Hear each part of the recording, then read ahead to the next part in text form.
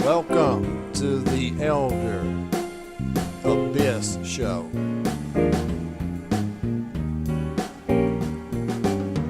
For talking videos, it's the place to go.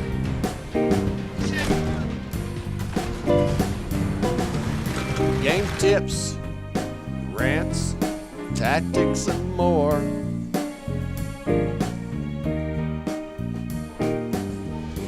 What you'll find here, you can never be sure. Hey guys, welcome to the show. This episode I am bringing you guys some HomeFront. That's right, HomeFront.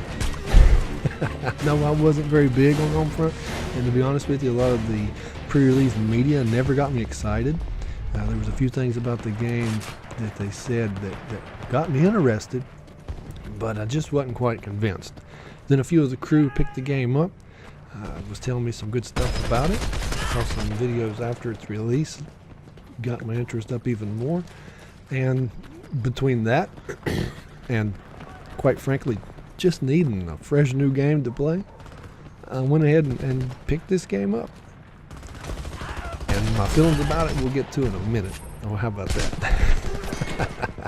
So let's start off as I take this respawn here and talk about my kit for just a second that I'm using for this game. We've got the M249 LMG. Come across this gun, I'm really enjoying it, and we'll talk some more about that in a minute. I've also got the hollow sight strapped on that for the attachment because the iron sights are a little limiting.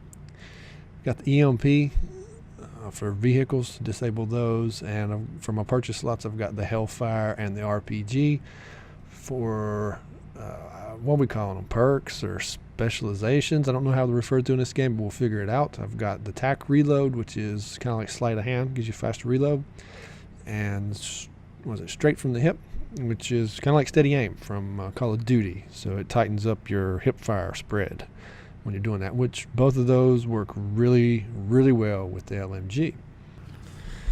So that kind of takes care of the class setup, so we can get back to talking about HomeFront. And I gotta admit, guys, I'm almost sitting here with a little bit of egg on my face. Because, like I said, I was a little shy of this game, and I didn't give it a lot of credit. I went ahead and got it, and now, I gotta say I like it.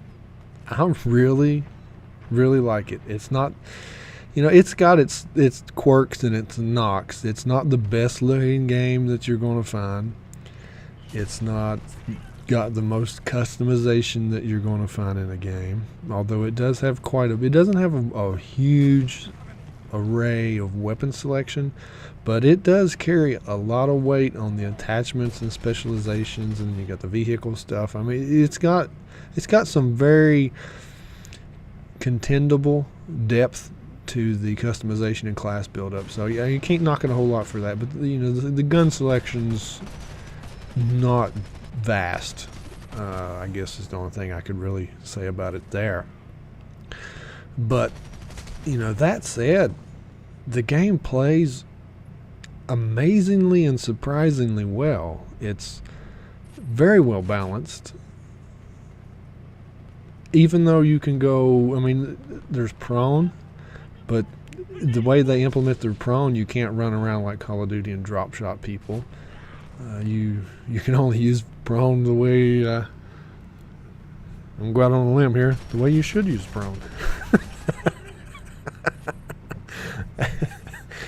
But the map design is really well suited for the game and the game style, the way it plays out, the whole interaction of the infantry and the way they do their vehicles.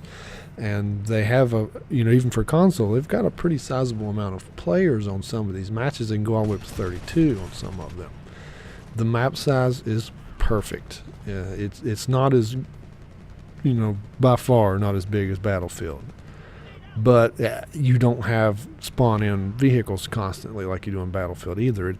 These vehicles you have to earn, and they're relatively few and far between. And the maps are just big enough to accommodate them. and it works really well. But on the other side of that, they're not so small that everybody's cramped in on top of each other. And I know when you see some of these maps, like the one I'm on here with all these buildings, you're thinking, wow, damn, Camp Fest. No, not really. They have a couple of very elegant solutions to camping. One of them is when you spawn in, every time you spawn in, if you'll notice, the camera kind of comes from the sky. I mean, your guy doesn't parachute in, but your view does, basically. And as it comes down, it shows the position of, we're going to see it right now. See how you come down, and it shows the location of everyone in the map relative to where you just spawned. Basically, by the time you hit the ground, you know if there's guys close to you or what. I mean, between that, you got the kill cam, you've got the UAV spotting people. At least in my experience so far, the camping is not an issue, because I have yet to come across somebody that's dug into a spot that these maps did not offer me a way to flank around them with relative ease. So between those gameplay mechanics and the designs of the maps, not a problem. That was one of my biggest fears of this game, was given the way that the battle point system built up to give you rewards, is one of my greatest fears was that this game was just a camp fest extraordinaire. So far, though, in my experience, it's not, man. I mean, if you camp up in the house, somebody's going to send a drone in there after your ass. And it's not going to last very long. So I don't know what to say. It's crazy, and it's fun. I'm having a really good time with it, and whew, I mean, where do you go from there, right? I would say that the dedicated servers for this game was an excellent decision. In my short-lived time online playing it, this is probably going to surprise some of you guys, but I actually am enjoying this game more than I enjoy Call of Duty Black Ops at the moment.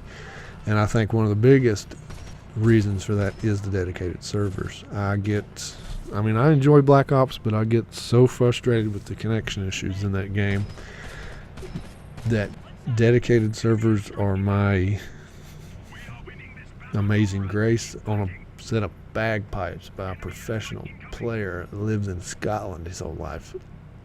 That's dedicated servers for me.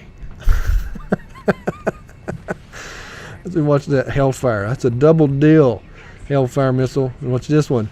Bam, another double deal. That's how you want to roll those things, baby. You can get a single kill with them pretty easy, but what you want to do is look for two guys fairly close together, split the difference, and you'll take them both out. Don't always pay off as well as it did for both shots on that one, as we'll see here in a minute. I think I'll do another one, and I'll kind of get a little bit of Hellfire fail for this next one, but that one was textbook for how I like to use them. Oh, here it comes. Another Hellfire, fire, shoot, get nothing. And bam, I get one guy. I don't know how it didn't get the guy that actually fell on, unless he'd already hopped across that wall or something, but oh well. It's not too bad. The Hellfires take a little getting used to, but they're fairly effective. Kind of like them.